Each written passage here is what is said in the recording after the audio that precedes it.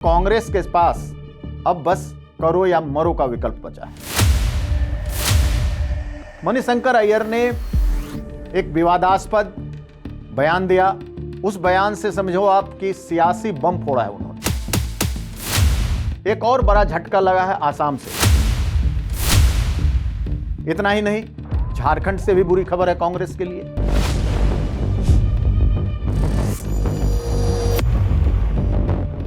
एक के बाद एक झटके कांग्रेस को मिल रहे हैं, जिसका वजूद खतरे में है।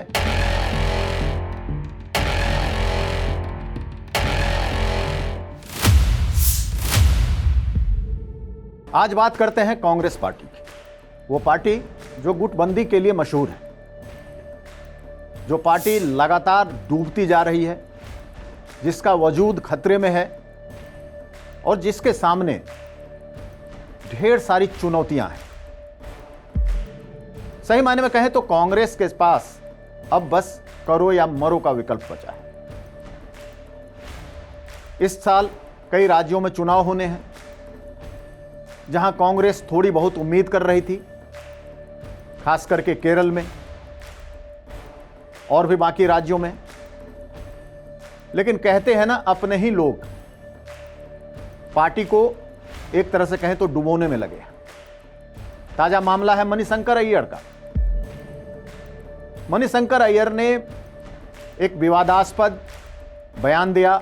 उस बयान से समझो आपकी सियासी बम फोड़ा है उन्होंने शशि थरूर को, जयराम रमेश को और पवन खेरा को निशाने पर लिया। केरल चुनाव में शशि थरूर कांग्रेस के एक बड़े नेता हैं, बड़े चेहरा हैं। काफी उम्मीदें हैं उनसे। पार्टी को काफी ज्यादा उम्मीदें हैं शशि थरूर से। ऐसे में मणिशंकर अय्यर का यह कहना कि शशि थरूर से कुछ नहीं होगा, चुनाव हारेगी कांग्रेस और शशि थरूर विदेश मंत्री बनना चाहते। अब जरा कल्पना करिए कि एक पार्टी के वरिष्ठ नेता अपने ही वरिष्ठ सहयोगी पर इस तरह के आरोप लगाते हैं, तो इसका क्या संदेश जाएगा पार्टी कार्यकर्ताओं में? कार्यकर्ताओं के मनोबल पर इसका क्या असर पड़ेगा? क्या ऐसे बयानों के बाद, ऐसे मनोबल से कोई भी पार्टी चुनाव जीत सकती है? अब कांग्रेस की यही स्थिति है, तो हम आप क्या कर सकते हैं? केरल में काफी ज्यादा उम्मीद लगाए बैठी है कांग्रेस। यहां उन्होंने न सिर्फ शशि थरूर को निशाने पर लिया, बल्कि पवन खेरा को कठपुतली तक कह दिया। कहा पवन खेरा कठपुतली है, जैसे नचाया जाता है वैसे नाचते हैं। इसके अलावा जयराम रमेश को कहा कि वो अपनी कुर्सी बचाना चाह रहे हैं, अपनी गद्दी बचाना चाह रहे हैं, अपने को बचाना चाह रहे हैं। अभी कुछ दिनों पहले ही शशि थरूर मामले को कांग्रेस ने बेहद समझदारी से, काफी बातचीत के बाद, काफी मशक्कत से सुलझाया था और पार्टी को लग रहा था कि शशि थरूर और केरल कांग्रेस अब सही तरीके से चलेंगे, चुनाव में सही तरीके से लड़ेंगे। लेकिन इस तरह के एक बयान ने फिर वापस वहीं ला दिया जहां से शुरुआत हुई थी। सही मायने में कहे तो मणिशंकर अय्यर ने पार्टी का सिरदर्द ही बढ़ा दिया। एक के बाद एक झटके कांग्रेस को मिल रहे हैं। लगातार पार्टी सिकुड़ती जा रही है। 140 साल पुरानी पार्टी इतनी बदहाल स्थिति में होगी, इसका किसी को अंदाजा नहीं था। खुद कांग्रेसी नेताओं को भी इसका अंदाजा नहीं है। इससे बाहर कैसे निकलेंगे, कोई विकल्प नहीं दिख रहा, कोई रास्ता नहीं दिख रहा। अगर हम वोट शेयर की बात करें, 2024 के लोकसभा चुनाव में कांग्रेस का वोट शेयर 21.19% था। 140 साल पुरानी पार्टी। जो बीजेपी लगातार नारा दे रही है, कांग्रेस मुक्त भारत, ऐसे में जिस रफ्तार से पार्टी की अंदरूनी कलह, पार्टी के नेता आपस में लड़ रहे, एक दूसरे पर आरोप लगा रहे, वो भी वरिष्ठ नेता, तो एक तरह से यह कहा जा सकता है कि ये नेता किसी न किसी तरह परोक्ष रूप से बीजेपी को ही मदद कर रहे हैं। 2026 में 5 राज्यों में चुनाव होने हैं।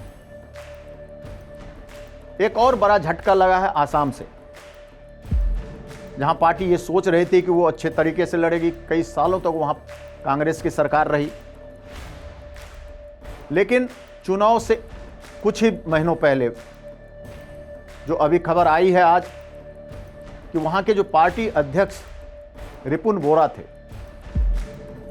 2 बार मंत्री भी रह चुके थे, कद्दावर नेता थे, पार्टी को काफी उम्मीदें थी, उनको काफी जिम्मेदारी दी गई थी, उन्होंने अपने आप को पार्टी से अलग कर लिया, यानी कांग्रेस छोड़ दिया है। बहुत बड़ा झटका कांग्रेस के लिए।